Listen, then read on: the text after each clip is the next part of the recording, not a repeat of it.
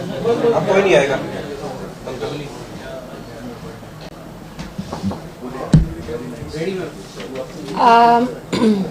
सबसे पहले तो आप सबका यहाँ आने पे बहुत बहुत धन्यवाद।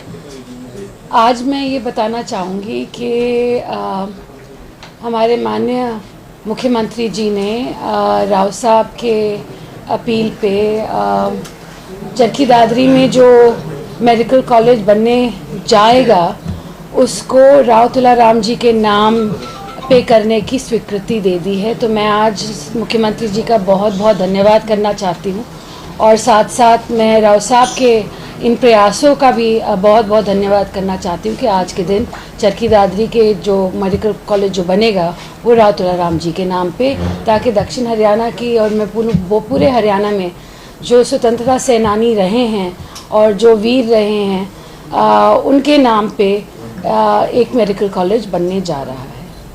साथ साथ अभी कुछ दिन पहले ही मुख्यमंत्री जी ने 100 करोड़ से ज़्यादा के शिलान्यास और उद्घाटन दोनों किए हैं और उसके बारे में भी मैं हेल्थ डिपार्टमेंट की तरफ से कुछ बताना चाहूँगी आपको कि हर ज़िले में अब महिलाओं की क्लिनिक खुलेंगे। 23 के 23 ज़िलों में महिलाओं के लिए क्लिनिक बनेंगे। तो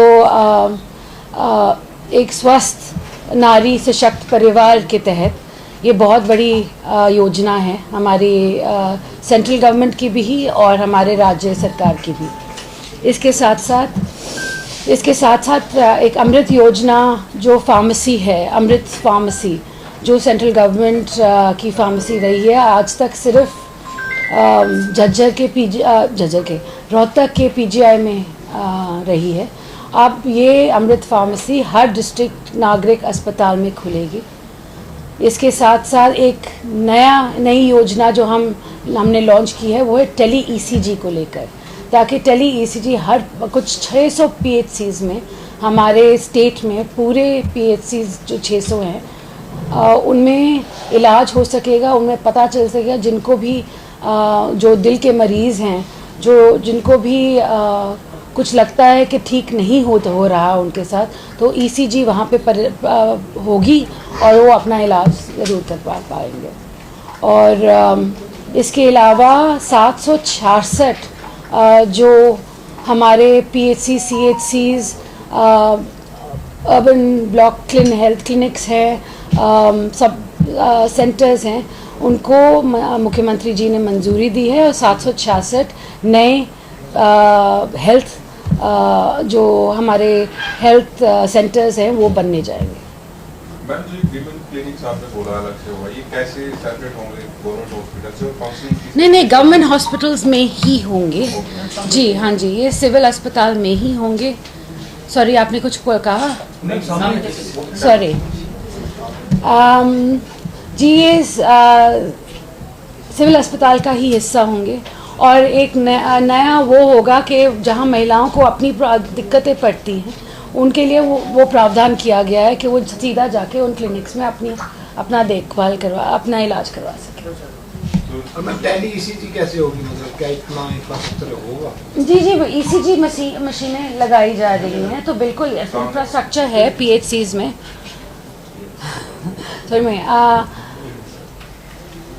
टेली ईसीजीज के लिए ईसीजीज प्रदान की जा रही हैं हर पीएचसी में और वहाँ पे डॉक्टर्स भी होंगे ताकि वहाँ पे मॉनिटर हो सके। और साथ साथ टेली पे क्योंकि आपका एक बार ईसीजी हो जाता है वो ऑनलाइन चला जाएगा और जो डॉक्टर देख रहा है वहाँ पे ऑनलाइन वो बता सकेगा कि अगर आपको कोई प्रॉब्लम है या नहीं। जो महिला क्लिनिक होंगे वो जिला अस्पताल के अंदर ही होंगे या अलग से होंगे? नहीं, जिला अस्पताल में। हाँ जी, हर डिस्ट्रिक्ट में अस्पताल में ही रहेंगे। इसके लिए फंक्शनिंग किस तरीके से होगी? जो महिला अस्पताल आप कह रहे हैं, महिला क्लिनिक जो कह रहे हैं, जैसे मान लो एक्सरे करवाना, अल्ट्रासाउंड कराना, वो सारे गवर्नमेंट हॉस्पिटल भी इस्तेमाल होंगे? बिल्कुल नहीं, बेसिकली नहीं, आप बात कर रहे हैं, मैं कह रही हूँ महिलाओं को लेकर जो प्रॉब्लम्स होती हैं उनकी बात, हम समस्या की बात कर रहे हैं। हम रेगुलर ईसीजी या एक्सरे की बात नहीं कर रहे, हम और महिलाओं की और प्रॉब्लम्स होती हैं उनको दिखाने की। मैम, अमृत फार्मेसी की आपने बात की है, तो अभी क्या मतलब पायलट प्रोजेक्ट के तौर पे कहाँ शुरू है? नहीं, अभी शुरू होनी है जी। अभी सीएम साहब ने इसका उद्घाटन किया है।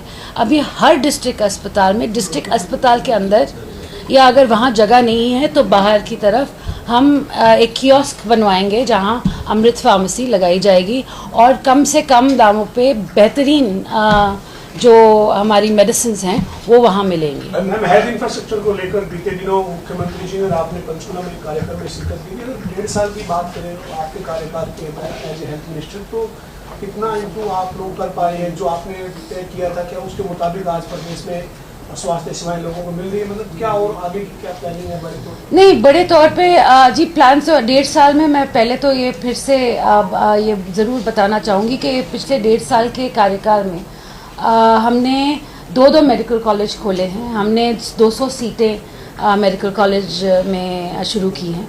इसके साथ साथ आने वाले इस साल में हमें कुटेल जो करनाल में है वो मिल जाएगा और हैंडओवर हो जाएगा। तो उसके बाद हम फिर अपने एनएमसी से हमारी परमिशन शुरू होंगी, तो शायद अगले साल की बात होगी जब हैंडओवर हो जाए।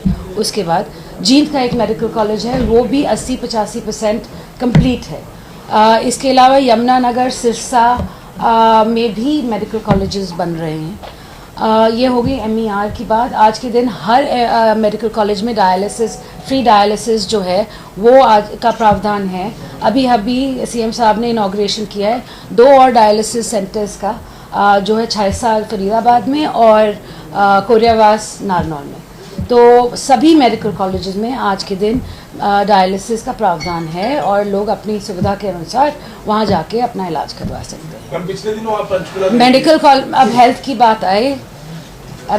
बात आई, तो हमने हेल्थ में 800 से ज़्यादा डॉक्टर शामिल किए हैं। अभी 450 डॉक्टर और जिसकी फाइल बहुत ही क्लोज है। लोगों ने अपने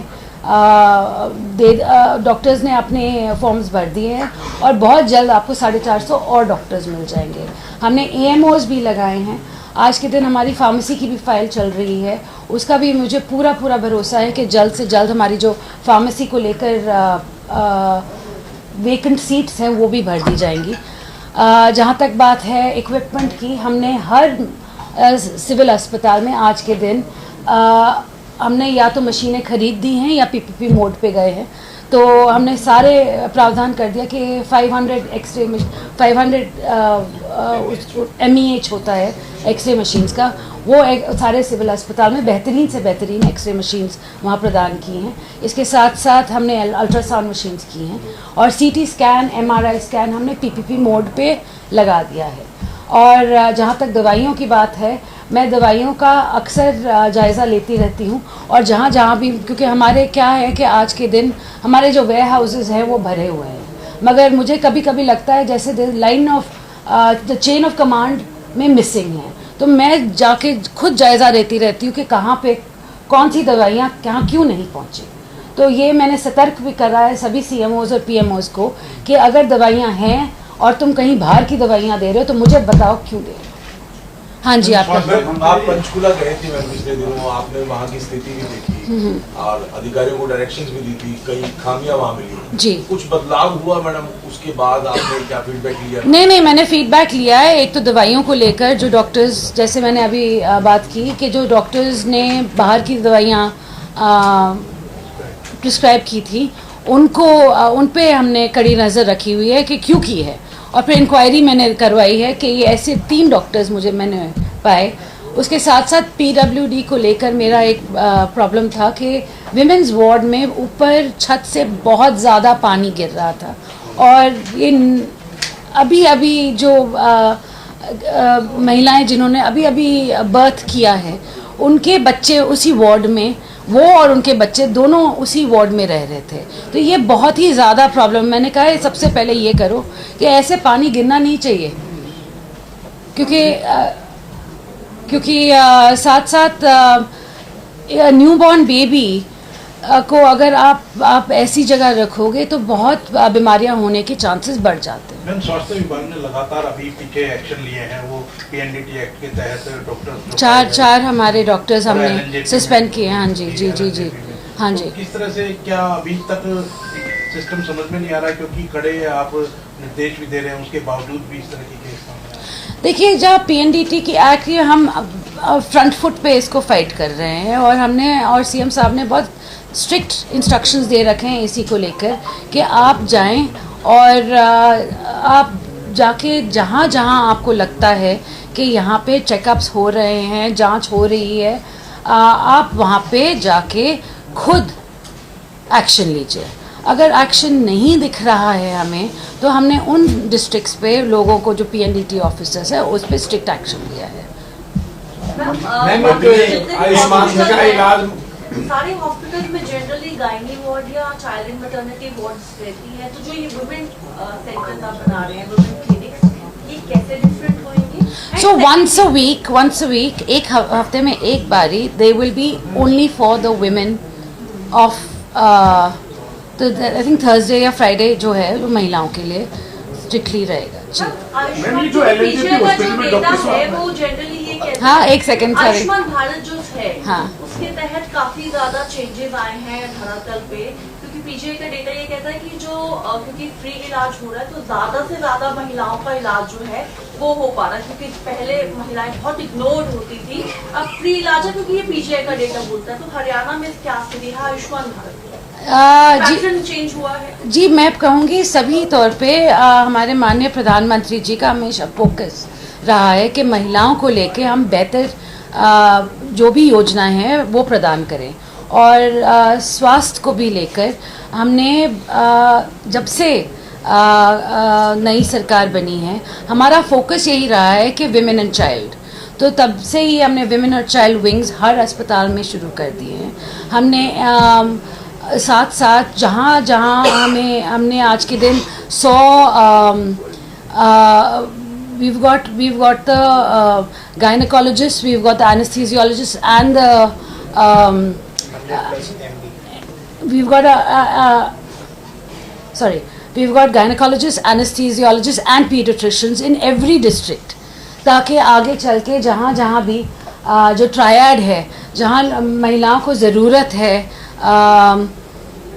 ऑपरेशंस की, क्योंकि सारी नेचुरल बर्थ्स नहीं होती, कोई प्रॉब्लम्स होती हैं बर्थ्स में, तो हमने ये भी कर रखा है कि महिलाओं को जहाँ कम से कम दिक्कत हो और पहले ही पता चल जाए कि यहाँ पे कोई इशू होने वाला है और इनको ऑपरेशन की ज़रूरत पड़ेगी, तो उसके तहत उनका ऑपरेशन भी हम शेड्यूल करवा देते हैं। तो हॉस्पिटल का जो इशू है, जिसमें डॉक्टर ने इस तरीके की जो हरकत की, जी जी, कार्रवाई हालांकि आपने की है जी, क्या मैसेज है और डॉक्टर्स के लिए इस तरीके? नहीं जी, मैसेज बहुत क्लियर है हमारी सरकार से। हमारे मुख्यमंत्री जी को से भी मैंने बात की थी इस बारे में, कल ही परसों की थी, और मैंने ये सीएम साहब ने भी स्ट्रिक्ट इंस्ट्रक्शंस दिए और मैंने भी कहा कि यहाँ पे एक तो कैसे हो सकता है, सिक्योरिटी लैप्स कैसे हो सकती है, ऐसी होनी नहीं चाहिए, और आगे चल के अगर कोई भी ऐसा कदम उठाने की सोचता भी है तो आप सोच लीजिए ये सरकार आपको बख्शेगी। महिलाओं की सेफ्टी इंश्योर करने के लिए कोई इंस्ट्रक्शन दिए हो सरकारी अस्पतालों में? नहीं, बिल्कुल, हमने इनफैक्ट सीएम साहब और हम बैठे थे, एक मीटिंग कर रहे थे, तो उसमें हमने कहा था कि सफाई को लेकर और सिक्योरिटी को लेकर हम दोनों को हम पीपीपी मोड में करना चाहते हैं, ताकि और सिक्योरिटी हर अस्पताल को हम प्रदान कर सकें, बेहतर सिक्योरिटी। कितने सुधार की अभी और जरूरत है, आपको क्या लग रहा है? आप रोज रिव्यू करते हैं मैम? जी, काम इज ऑन गोइंग, कभी ख़त्म नहीं होता, काम में कुछ ना कुछ तो आता रहता है, मगर हमारी कोशिश बरकरार है, और हमारी कोशिश यही रहेगी कि हरियाणा के सभी नागरिक जो हैं उनको बेहतरीन से बेहतरीन स्वास्थ्य इलाज मिले। मैम, ये एक सवाल है, इसके अलावा ओपी यादव जो विधायक है वो कह रहे हैं कि राव नरवीर सिंह को राव लिखने का भी अधिकार नहीं, सिर्फ राव इंद्रजीत परिवार के पास ही, वो तो गलत लिख रहे हैं, उसकी इस बयान को कैसे देखते हैं? और दूसरा, वहाँ जो अक्सर बना रहता है गतिरोध राव नरवीर सिंह और राव साहब के बीच में, किस तरीके से देखते हैं? ओपी यादव जी कह रहे हैं कि वो तो राव लगा ही नहीं सकते। आप ओपी यादव जी से पूछे ना ये सवाल ये मुझसे क्यों पूछ रहे हैं? देखिए, आज के दिन मैं सच्ची में बताऊं कि जो राव नाम है उसकी परंपरा एक है, मगर आज के दिन सबका पूरे दक्षिण हरियाणा में इतने सारे राव मिलते हैं, तो तो इसमें कोई पाबंदी नहीं है। हाँ जी। Thank you.